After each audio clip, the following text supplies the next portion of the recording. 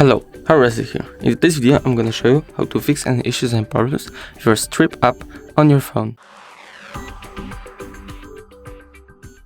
First thing that you want to do is go up to the Play Store, go up to the search bar, here, find your strip app, right there, strip, right here, and check if you have the newest version of the app. If you have the newest version of the app, everything should be cool. But if you don't have the newest version, maybe you just need to update the app. But if you updated the app and still got some, I'm gonna show you 2 more ways how to fix it. So first thing, settings, apps, Stripe,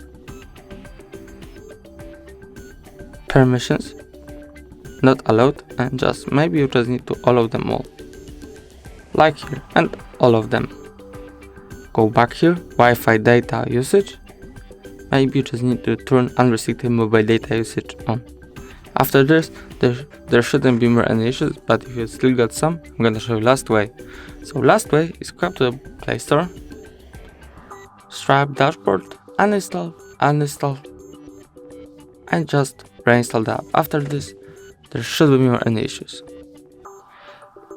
If the video was helpful, please leave a like and subscribe.